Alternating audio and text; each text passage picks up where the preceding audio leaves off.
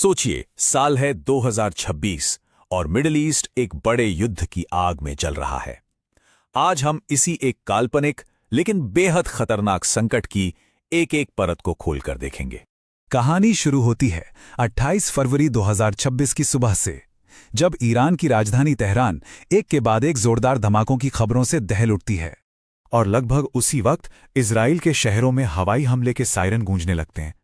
चारों तरफ अफरा तफरी का माहौल है। लोग अपनी जान बचाने के लिए सुरक्षित ठिकानों की तरफ भाग रहे हैं। पर यह संकट यहीं नहीं रुकता। हजारों किलोमीटर दूर यूएई में लोगों के मोबाइल फोन पर इमरजेंसी अलर्ट चमकने लगते हैं।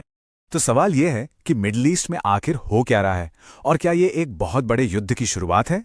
सिर्फ कुछ ही घंटों में एक क्षेत्रीय संकट कैसे इतना बेकाबू हो गया?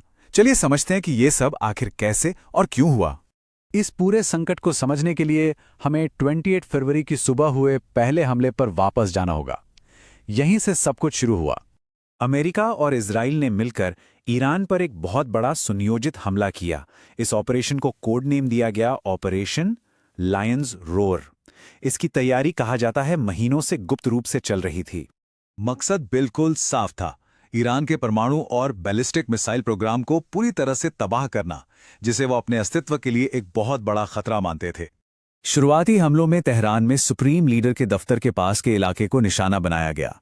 इसके साथ ही इस्फहान, कोम और कर्ज जैसे शहरों में ईरान के मिलिट्री इंफ्रास्ट्रक्चर, मिसाइल साइट्स और हथियार बनाने वाली फैक्ट्रियों पर भी हमले हुए।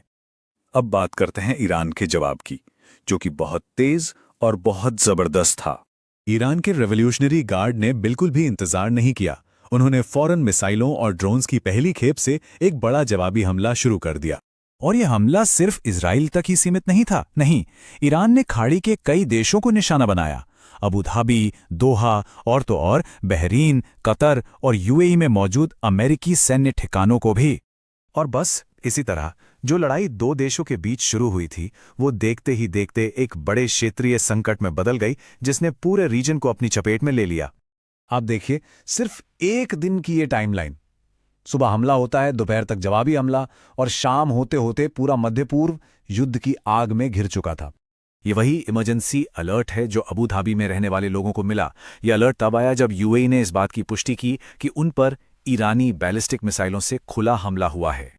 और इसी हमले में खाड़ी क्षेत्र में पहले आम नागरिक की मौत की पुष्टि हुई। ये एक एशियाई नागरिक थे, और ये इस बात का सबूत था कि अब ये युद्ध अपनी सीमाओं को पार कर चुका है। तो इस हमले को लेकर दोनों पक्षों के दावे और आरोप बिल्कुल अलग अलग थे। एक तरफ अमेरिका और इजराइल इसे अपने अस्तित्व की रक्षा के लिए उठाया गया कदम बता रहे थे, तो दूसरी तरफ ईरान ने इसे एक संप्रभु देश पर बिना उकसावे के किया गया हमला करार दिया। अब जैसे जैसे ये तनाव बढ़ा, दुनिया भर से प्रतिक्रियाएं आने लगीं। भारत ने भी यूएई में मौजूद अपने लाखों नागरिकों की सुरक्षा को देखते हुए एक बहुत ही जरूरी एडवाइजरी जारी की। इस क्षेत्रीय युद्ध का असर, मतलब इसका ग्लोबल फॉलआउट, लगभग तुरंत ही पूरी दुनिया पर महसूस किया जाने लगा। दुनिया भर की बड़ी बड़ी एयरलाइंस ने अपनी उड़ानें रद्द कर दी। कई देशों ने अपना एयर स्पेस बंद कर दिया। ब्रिटेन, जर्मनी, रूस, ईयू सबने अपने नागरिकों के लिए एडवाइजरी जारी की। और तो और फारस की खाड़ी में अंतर्राष्ट्रीय शिपिंग रूट्स को भी हाई अलर्ट पर डाल दिया गया।